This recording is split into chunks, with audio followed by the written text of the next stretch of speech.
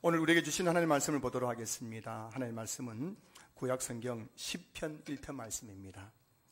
구약성경 10편 1편 1절에서 6절까지 말씀, 구약성경 805쪽입니다.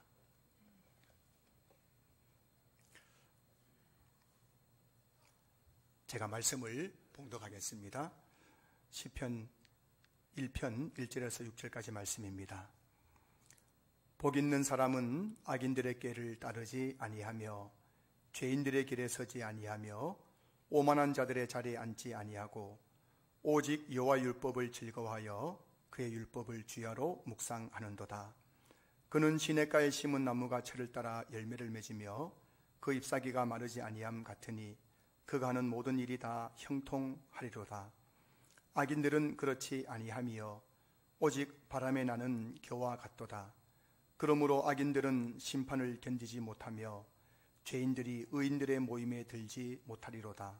무릇 의인들의 길은 여호와께서 인정하시나 악인들의 길은 망하리로다. 아멘.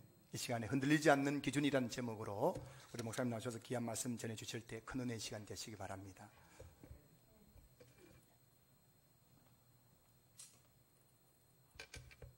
할렐루야.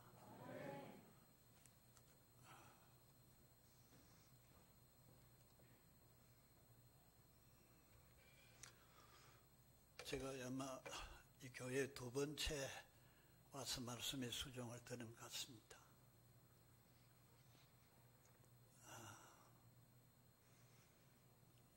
저는 한 40여 년 목회 생활을 했고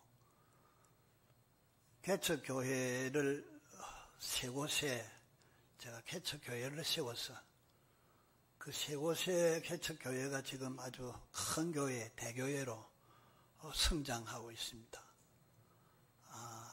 전도사 때 제가 그 한상동 목사님이라는 우리 교단에 아주 신령한 어른이 계셨는데 그분이 저를 사랑해가지고 내 고향에 가서 좀 개척을 좀 해봐라 해가지고 신평교회라는 곳에 가서 제가 개척을 했습니다. 해서 신자들이 너무 많아가지고 제가 그 교회에서 나와가지고 또 다른데 또 샘물교회라는 교회를 개척을 했고 세 번째는 함영중앙교회라고 해가지고 지금도 한 7, 8명 모이는 교회인데 그 개척을 했습니다. 그래서 개척하는 그런 교역자로 봉사를 했습니다. 제가 한 24년 동안은 검사교회 가서 아주 분주한 교회, 아주 분쟁이 많은 교회인데 교회를 잔잔케 하고 지금 후임 목사님이 정명훈 목사님이라고 유명한 목사님이신데 더 큰 교회에 청빈이 있는데도 저한테 그래요. 목사님 그 교회가 큰 교회인데 날 보고 자꾸 오라고 샀는데 내가 안 가기로 했습니다. 그래요. 왜 그러냐 그러니까 검사교회 장로님들이 너무 좋아가지고 아직 목회하는데 한 번도 자기한테 반대하거나 자기한테 어떤 일을 걸거나 하는 일도 전혀 못 봤습니다. 청교회 제가 담임 목사로 있으면서 너무 장로님들 때문에 너무 고통이 심했는데 이 검사교회에 와서는 그런 일이 전혀 없으니까 내가 이 교회를 떠나서 어디 가서 이렇게 편안하게 목회 생활을 하겠느냐 나는 그렇게 확신이 돼서 그래 이 교회를 떠나지 않기로 그래 했습니다. 그래요. 제가 감사하다고 그래 이야기를 했습니다.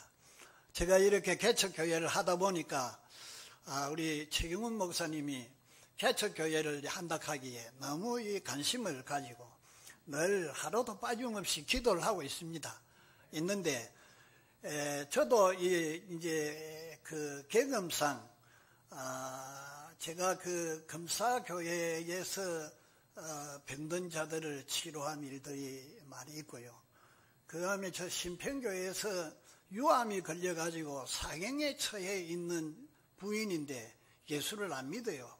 그래서 자기 그 질부되는 사람이 예수를 믿어가지고 목사님 한번 와서 기도해달라고 그렇게 요구를 해가지고 달빛이 아주 유난히 비치는 그런 가을인데 이 사람이 방에 들어가지를 못해 답답해가지고 시브라스 병원에서 이제 유암 진단을 봐가지고 이게 배가 이게 너무 불러가지고 이게 앉지를 못하고 눕지도 못하고 이래서 반 의자를 사다 놓고 부자인데 그 이제 뜰에 이렇게 거처를 해요.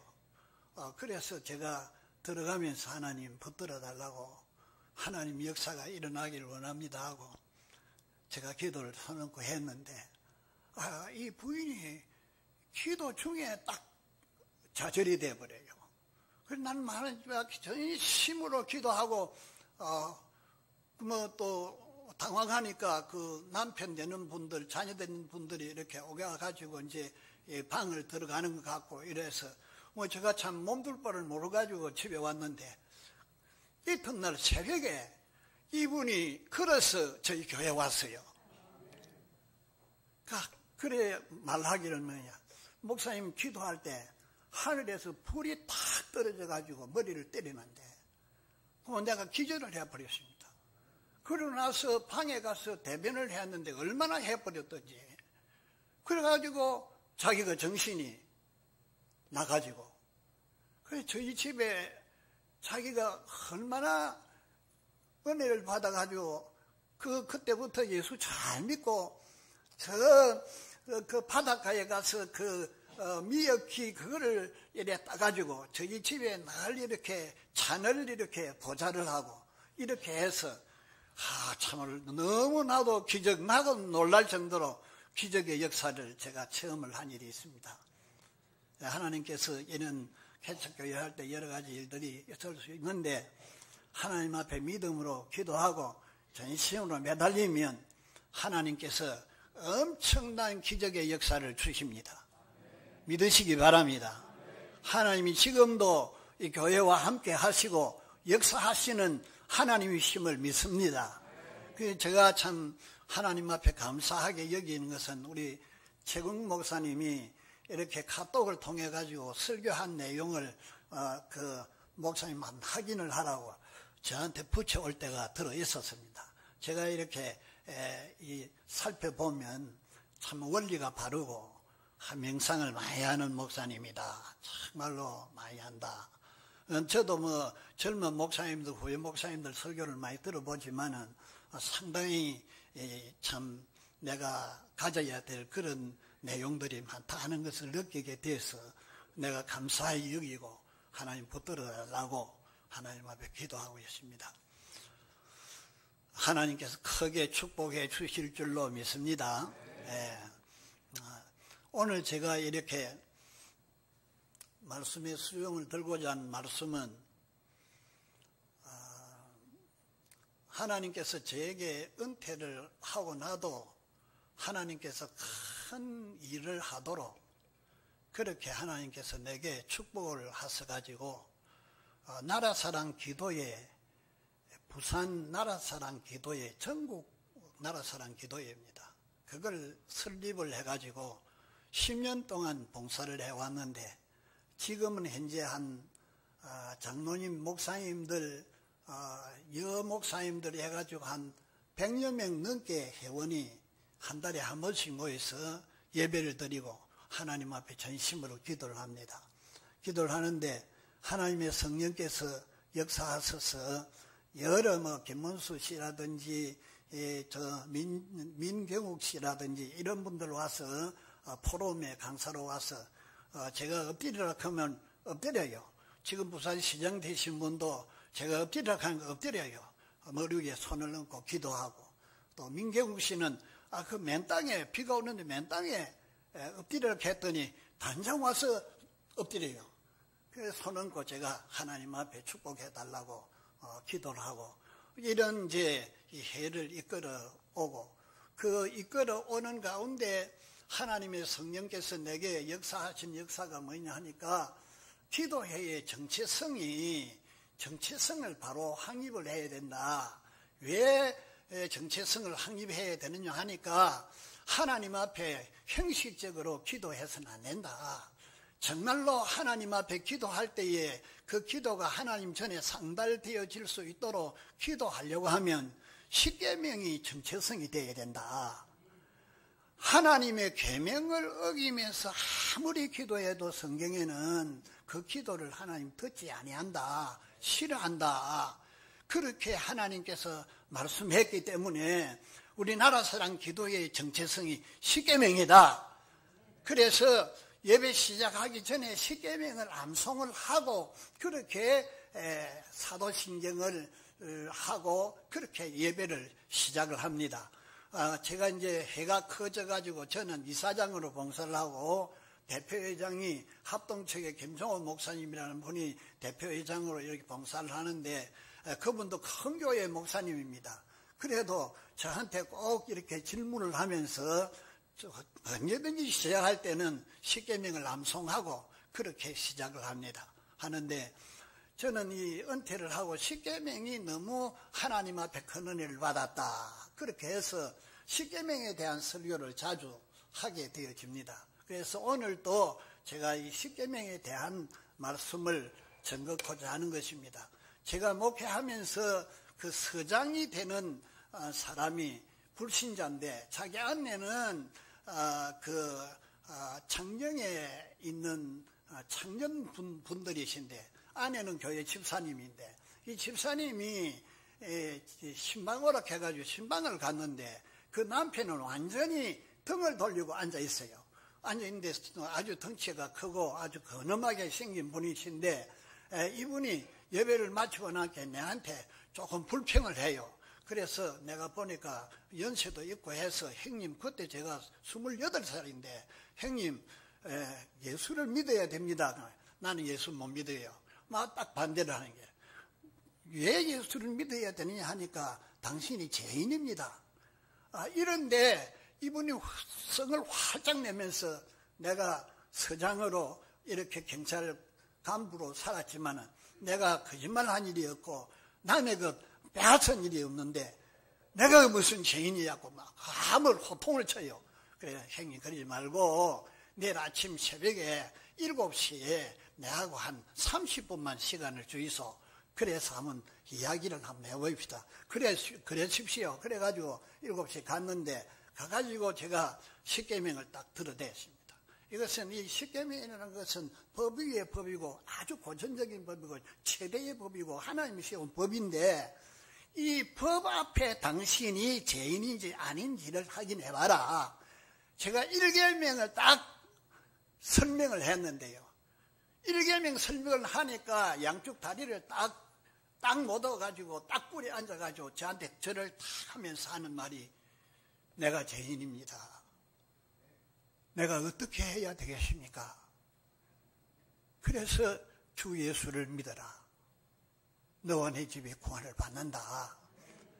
그렇게 제가 복음을 요약해서 말씀을 드렸는데 그 이튿날부터 교회 앞자리에 딱 앉아서 겸손하게 탁 양손을 모두고 예배생활, 기도생활, 신앙생활을 하는 이런 변화의 역사를 제가 경험을 했습니다. 사람을 죄인으로 확실하게 깨닫게 하는 것은 뭐냐? 하나님의 계명이구나. 전도에 있어서 가장 중요한 요소가 계명이구나. 그래서 이 계명에 대해서 관심을 갖게 된 것입니다. 그래서 오늘도 제가 시편 1편은 여러분이 잘 아는 참 잘 아는 말씀 아닙니까? 암송도 그애가 다 시편 1편 암송을 하지 않습니까? 시편은 150편 성경 가운데 제일 긴 성경이거든요. 그 제일 긴 성경 가운데 가장 강조를 한 것이 계명입니다. 시편 150편까지 전체로 약수를 하게 되어지면 하나님의 계명에 대해서 강조하는 점이 특징입니다. 그런데 이 150편의 제일 앞부분을 여는 1편에서 여호와에 대한 율법에 대해서 강조를 하고 있습니다. 그래서 이 말씀에서 제가 말씀의 제목을 정한 것은 뭐냐? 흔들리지 아니하는, 영원토록 흔들리지 아니하는 기준이라는 그런 제목을 이 1편에서 제가 잡았습니다. 여러분, 하나님께서 우주 만물을 창조하실 때 다 기준을 둔 겁니다. 하나도 그가 창조하신 일에 대해서 기준을 두니 기준이 없는 게 없습니다. 사람은 하나님께서 네가 연한이 지나가게 되면 한번 죽는 것은 하나님이 정하신 것이요. 딱 기준을 두신 것입니다. 그 후에는 심판이 있다. 딱 기준을 두신 겁니다. 하나님께서 우리가 땅 위에서 아무리 발버둥쳐도 하나님께서 내게 주신 물질의 기준을 내가 넘어갈 수가 없습니다. 하나님께서 내 생명의 기준을 하나님이 정해주신 그 기준을 넘어갈 수가 없습니다. 저 해의 기준, 달의 기준, 별의 기준, 저 바다의 기준, 어족들의 기준 다 기준을 두신 것입니다. 여러분 사계명에 하나님께서 6일 동안 일을 하시고 7일에 안식하셨는데 신약 시대에는 예수님의 부활을 기점으로 해서 첫날을 주일날을 해서 안식일을 바꾸었는데 그 6일 동안 7일 동안 되어지는 과정이 하나님이 그래 정해가지고 딱 시간을 정해가지고 그것이 끝까지 계시록까지 가는 겁니다. 그거는 사람이 변경할 수가 없습니다. 낮과 밤 이거 변경할 수가 없습니다. 하나님께서 다 기준을 정하신 것입니다. 그런데 하나님이 사람을 창조하셨거든요. 자기 형상대로 사람을 창조하셨는데 사람의 심리라든지 영성이라든지 육체라든지 건강이라든지 이 오장육부라든지 이건 다 하나님이 만드신 것입니다. 예. 그러니까 의사가 만들 수가 없습니다. 사람이 만들 수가 없습니다. 하나님이 만드신 것인데 그 하나님이 만드신 인간에게 있어서 가장 중요한 하나님께서 그 기준을 두신 것이 뭐냐? 십계명이라는 율법이라는 것을 기준을 둔 겁니다. 예. 율법이라는 이 율법을 지켜야 네가 평안하고 건강하고 복을 받고 다 율법에 따라서 하나님께서 인간을 하나님이 제10은 내 이웃에 대하여 탐욕하지 말아라. 아내나 그 자녀나 그 물질이나 탐욕을 버리라고 하는 그 계명에서 이탈되어지면 죽습니다. 병듭니다. 그러니까 하나님께서 그 계명에 대해서 하나님께서 기준을 두신 것이다는 겁니다. 그래서 하나님께서 주신 이 기준, 영원히 변치 않은 기준이 뭐냐? 십계명입니다. 십계명이 율법 가운데 세 가지 율법 가운데 가장 중심적인 계명이 율법이 십계명입니다. 십계명이 하나님께서 인간 사회에 주신 변함이 없는 흔들리지 아니하는 기준이다 그 말입니다. 기준입니다. 그렇기 때문에 십계명이 중요한 겁니다. 예, 중요합니다. 하나님께서 십계명을 주실 때 그 하나님께서 에덴 동산에서 벌써 인간의 마음속에 십계명을 주셨어요. 그러나 하나님께서 법적으로 자기가 선포하신 것은 이스라엘 백성을 애굽에서 이끌어내서 참 독수리가 그 새끼를 안아서 내는 것과 같이 이스라엘 백성을 안아내가지고 석 달이 되었을 때에 시내산 아래서 이스라엘 백성을 다 모으게 하고 그들을 성결케 하고 그리고 나서 하나님께서 불 가운데서 나타나셔서 친히 말씀했습니다. 친히 말씀하신 것이 10가지 계명입니다. 예. 그러니까 이스라엘 백성이 다 듣도록 성경에서 가장 자기에 관한 계시가 확실하게 나타난 것이 십계명입니다. 그 외에는 물론 우리가 예수 그리스도께서 하나님이신 그분이 땅 위에 오신 것이 그의 그 계시에 있어서 제일 큰 계시지만은 그 복음의 뿌리인 십계명은 제2의 하나님의 특별한 계시입니다. 그래서 이스라엘 백성이 가나안을 그 강야로 가고 가나안을 차지하게 하게 되어지고 그 땅 그 백성이 번창하게 되어서 하나님께 영광을 돌릴 수 있는 가장 중요한 그 기준이 십계명이다 그 말입니다. 그러니까 하나님께서 십계명을 주실 때 친히 말씀하시고 또 친수로 자기가 두 번이나 돌에다가 두 번이나 썼습니다.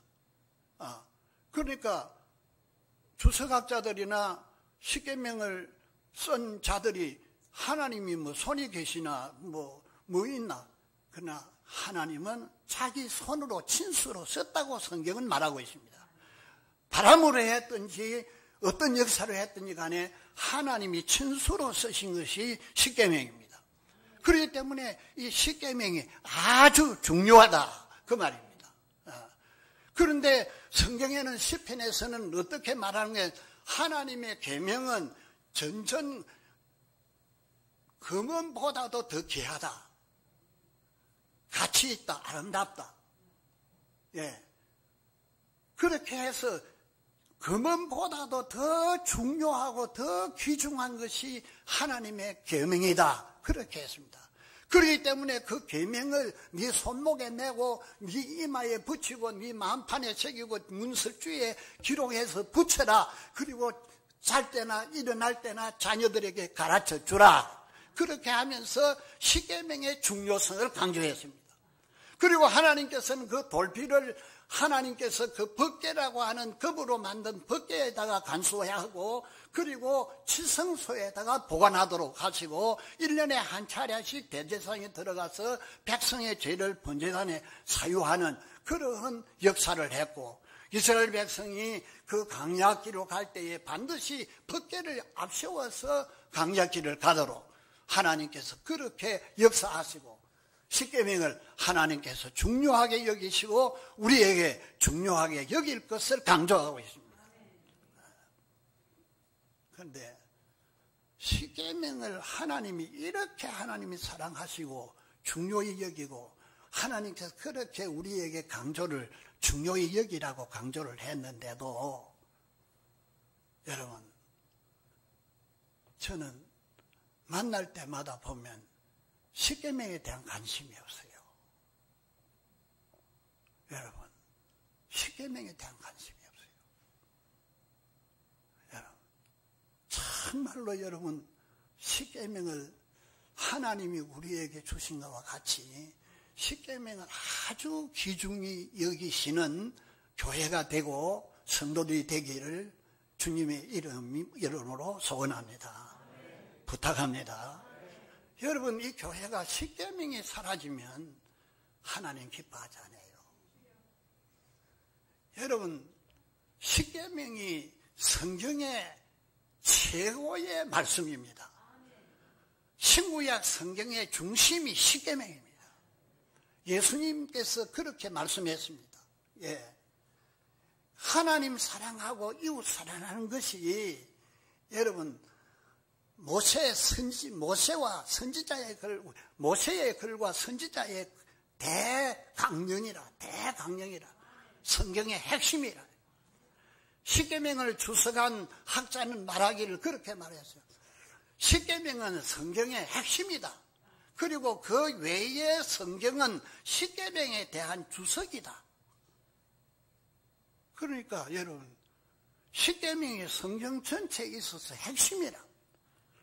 성경을 아무리 읽어봐도 십계명과 관계되지 않는 성경이 없습니다. 그러니까 십계명 전체에 대해서 성경 전체가 십계명에 대한 해석이라는 겁니다. 그런데 성경의 모세와 선지자의 강령인 이 성경 십계명을 예사로 여긴다고 하면 우리의 신앙생활이 바르게 안 되는 겁니다. 그러니까 여러분, 십계명을 중요히 여기는 교회 성도들이 되기를 주님의 이름으로 소원합니다. 하나님의 계명 앞에 바로 서게 되어지면 마귀의 역사가 물러갈 줄로 믿습니다. 질병도 물러갈 줄로 믿습니다. 마귀가 예수님을 시험하고자 했을 때에 예수님은 십계명을 가지고 다 이겼습니다. 그러나 인류의 조상 아담 하와는 십계명 앞에 죄를 범했습니다.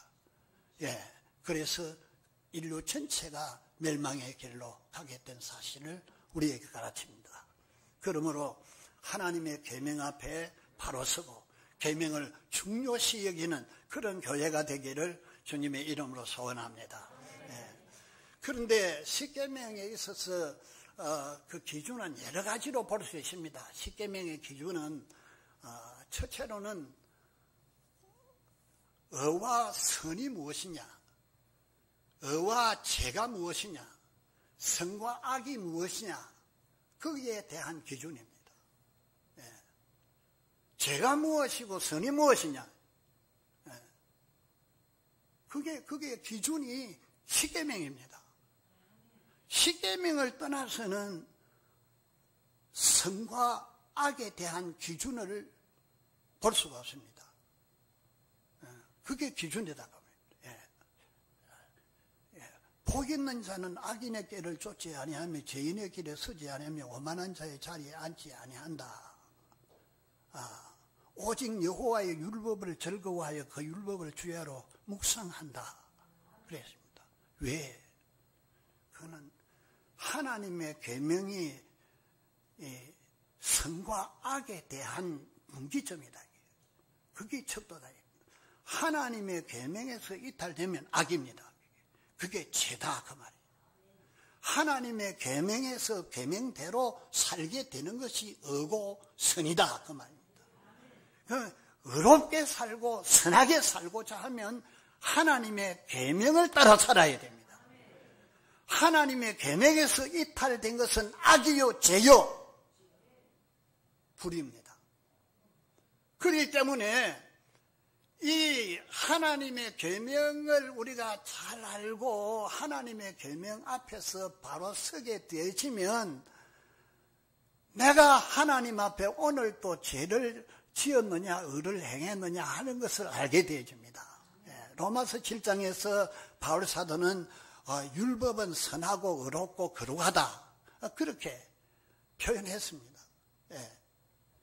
내가 율법을 알지 못했다는 죄를 몰랐는데 율법의 이름에 죄는 살아나고 나는 죽었다. 그렇게 했습니다. 그러니까 여러분 하나님의 계명은 내 자신을 하나님 앞에서 바로 세우고 그 계명 앞에서 내 자신을 살피는 기준입니다. 그래서 하나님이 이 모든 말씀으로 말씀하여 이르시되 나는 너를 애굽 땅 종되었던 집에서 인도하여 낸 내 하나님 여호와니라. 그 서론입니다. 너는 나 외에는 다른 신을 내게 두지 말라. 그게 뭐냐? 하나님은 어떤 분이다. 하나님은 어떤 분이다. 하나님은 한 분이다. 한 분. 한 분. 너를 위하여 새긴 우상을 만들지 말고 또 위로 하늘에 있는 것이나 아래로 땅에 있는 것이나 땅 안에 물속에 있는 것을 어떤 형상도 만들지 말며 그것들이 절하지 말며 거스르지 말라. 나의 하나님 여호와는 질투하는 하나님 나를 미워하는 자의 죄를 갚되 아버지로부터 아들에게로 3, 4대까지 이르게 하거니와 나를 사랑하고 내 계명을 지키는 자에게는 1000대까지 은혜를 베푸느니라.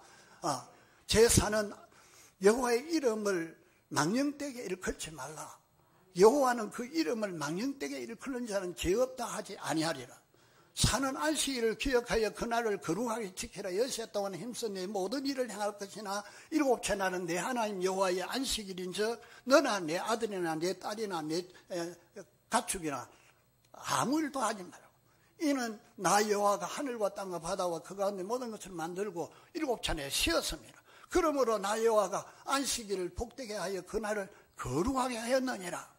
그건 하나님을 어떻게 섬길 것을 말합니다. 2계명부터 4계명까지는 하나님을 어떻게 섬길 것을 말하고 있는 겁니다. 그럼 내 부모를 공경하라. 살인하지 말라. 간음하지 말라. 도적질하지 말라. 내 이웃에 대하여 거짓 증거하지 말라. 내 이웃의 것을 탐내지 말라. 그렇게 하면서 인간관계에 대한 설명을 해놔. 그 계명을 하나님 앞에서 이렇게 암송을 하면서 내 자신을 잘 살펴보면 아버지여 내가 죄인입니다. 내가 죄인.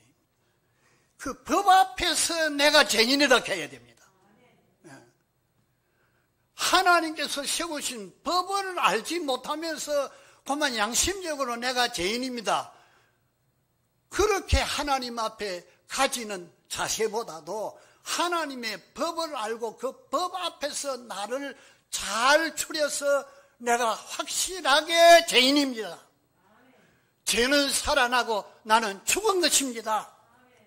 하나님의 법은 변함이 없는 영원한 하나님의 성품이기 때문에 하나님 앞에 죄는 죄의 값이 사망입니다. 돌이킬 수가 없습니다. 누가 대신 갚을 수가 없습니다. 그렇기 때문에 하나님 앞에 죄인임을 고백하게 되어지고 하나님 앞에 철저하게 회개가 이루어지는 것은 하나님의 계명 앞에 내 자신을 세워야 된다 그 말입니다. 왜냐하니까 죄와 선에 대한 확실한 흔들리지 아니하는 기준이 십계명이기 때문입니다. 세상의 법은 치리자에 의해서 좌우될 수가 있습니다. 그러나 우주를 창조하시고 인간을 창조하신 그분이 정하신 이 십계명은 죄와 의에 대하여 확실한 영원한 기준이다 하는 것을 우리가 알고 이 십계명을 대하여야 됩니다. 둘째로는 십계명은 여러분 축복과 저주의 기준입니다. 사람이 복을 받으려고 하면 계명대로 살아야 됩니다. 예. 계명대로 살기만 하면 틀림없이 하나님이 축복하십니다. 예. 축복을 받고자 하거든 하나님의 계명 앞에서 어떻게 하든지 두렵고 떨면서 계명대로 살아야 됩니다. 예? 계명대로. 예. 그래서 하나님의 계명 앞에 내가 복 있는 사람은 악인의 꾀를 쫓지 아니하며 죄인의 길에 서지 아니하며 오만한 자의 자리에 앉지 아니하고 예. 앉는 것과 서는 것과 내가 흔들리는 것과 이 모든 것이 하나님의 계명 앞에서 내 자신을 바로 세워야 됩니다. 예.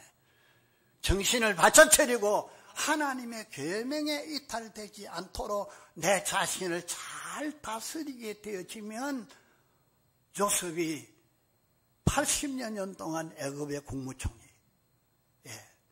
다니엘이 하나님의 계명 앞에 신실되게 살았을 때에 그 바벨론의 국무총리, 바사의 국무총리, 하나님께서 엄청난 축복으로 채웠습니다.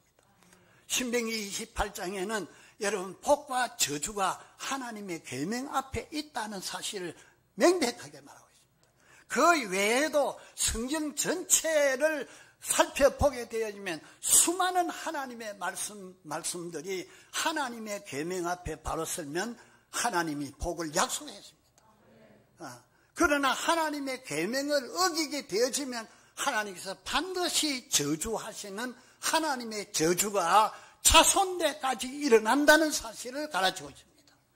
여러분, 세상의 지식이 아무리 많고 가문이 좋고 여러 가지 일들이 좋다 한다 할지라도 하나님이 주시는 저주는 피할 수가 없습니다. 절대로 못 피합니다. 여러분 여호수아 7장 마지막에 볼 것 같으면 아간이라는 사람이 그 여리고성에 그 금덩이하고 의복하고 이거 도적질을 해가지고 아이성을 아이성을 차지하려고 하는 이스라엘 백성이 거기 패배했을 때 그 원인이 이게 그 아간이 하나님 앞에 계명을 어기고 범죄한 것이 탄로가 났을 때에 아간만 죽인 게 아닙니다. 그의 아들, 그의 딸들, 그의 소나 그의 낙이나 양떼들, 그걸 다 그의 소유를 다 끌고 가서 아골 골짜기에서 돌을 던져서 태산을 이루게 되고 다른 거 다 불태웠습니다. 저는 그 장면을 읽을 때 아간만 하나님께서 벌하심지 어떻게 그 아들들하고 딸들하고 그 짐승들하고 그렇게 하십니까? 나는 그렇게 하나님 앞에 항해를 할 수 있었는데 하나님은 하나님의 계명을 범한 자의 하나님의 저주는 정말로 무서운 것이다. 비참한 것이다. 여러분. 그러니까 여러분 하나님이 이스라엘 백성을 얼마나 사랑했어요. 그러나 그들이 하나님의 계명을 범했을 때에 아수르나 바벨론을 통해서 그 예루살렘의 백성들을 다 깔았는데요. 시체를 채울 수가 없는, 누가 시체를 옮길 수 없는 그 길거리에 시체로 가득하게 되어지도록 하나님께서 비참하게 진노하신 것입니다. 진노하신 거예요. 무서운 것입니다. 네.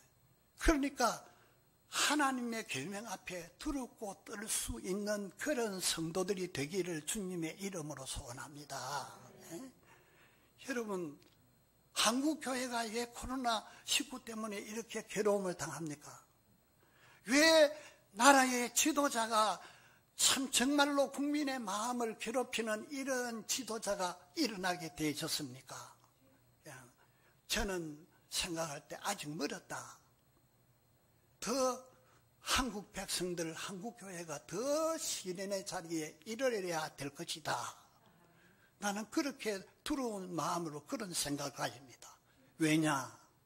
여러분, 큰 교회 목사님들, 그들이 평생 내 하나님의 말씀을 전하다가 하나님 앞에 큰 복을 받은 자들이 정신이 헬가닥 해가지고 뭡니까? 다신교. 구원은 공자에게도 있고 석가에도 있고 신령한 영이 또 있다. 이게 WCC를 받아들여가지고 부산에서 큰 잔치를 했습니다. 하나님이 얼마나 분노했겠습니까? 저도 그 목사님이 재단에서 설교하는 것을 TV에 들으면 나 새벽을 끕니다.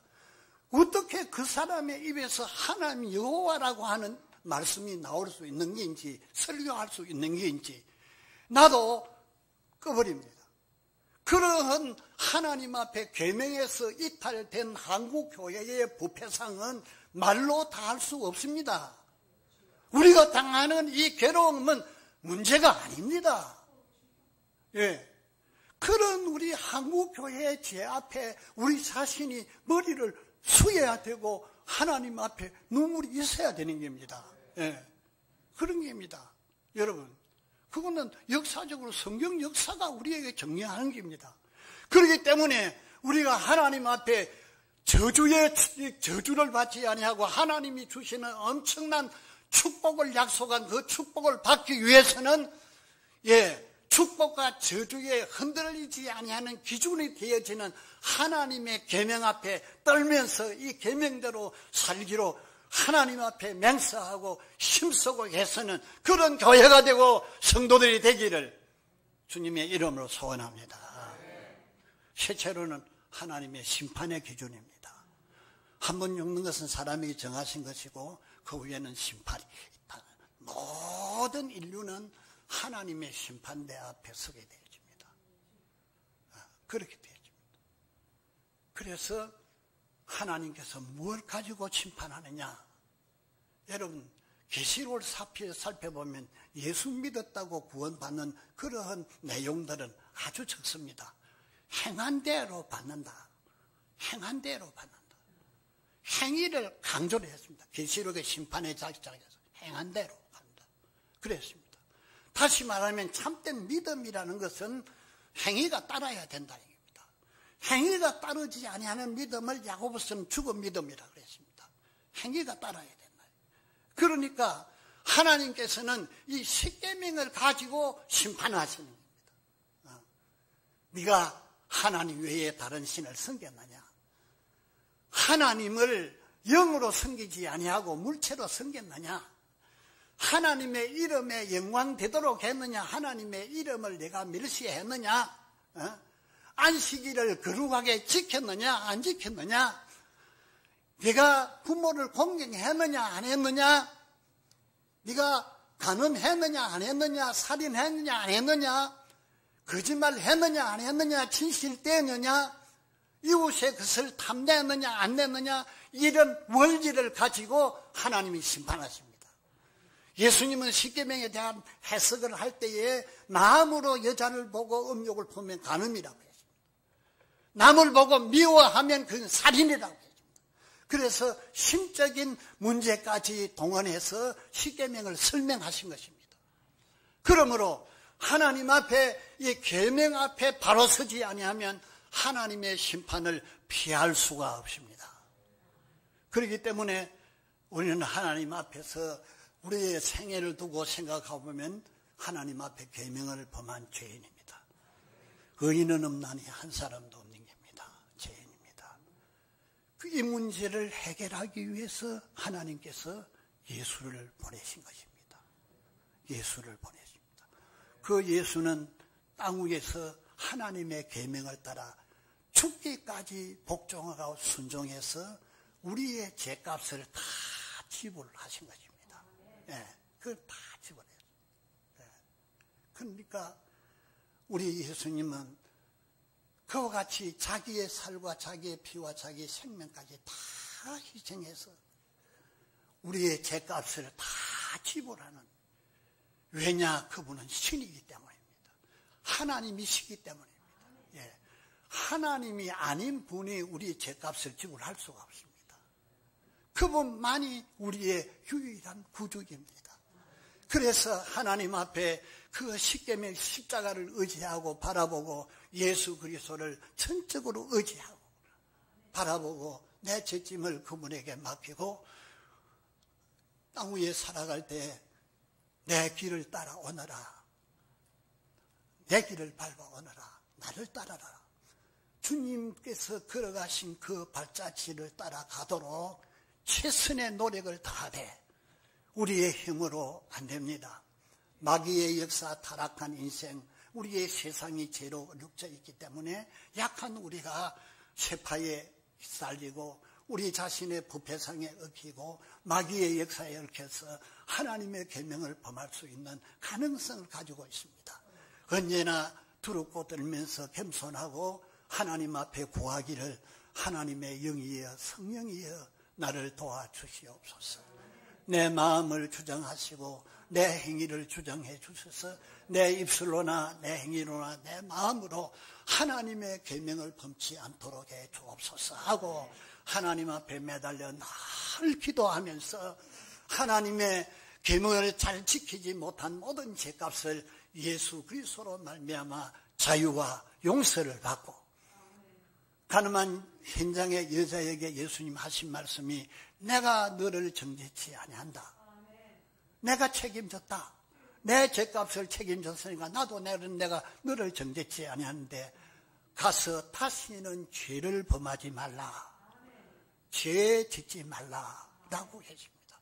그러므로 하나님의 계명 앞에 바로 서서 이 기준을 철저하게 지키는 우리 신앙교회가 되기를. 제가 80세이거든요, 나이가. 내가 딸한테 그랬습니다. 내가 지금 망랑딸인데 저걸 키우면서 얼마나 관심을 가졌나. 혹시라도 죄를 지을까 싶어서 기도하고 내가 그랬습니다. 야야이, 이번에 너희 교회가 설교가 마지막, 내가 설교를 많이 가지고 있다. 그런데 마지막일지 모른다. 내가 그랬습니다. 사랑하는 신앙교회 우리 성도님들, 제가 와서 무슨 친구 양육 16권의 설교가 얼마나 많습니까? 내가 택한다고 택한 것이 어쨌든지 하나님이 세우신 흔들리지 아니하는 이 기준인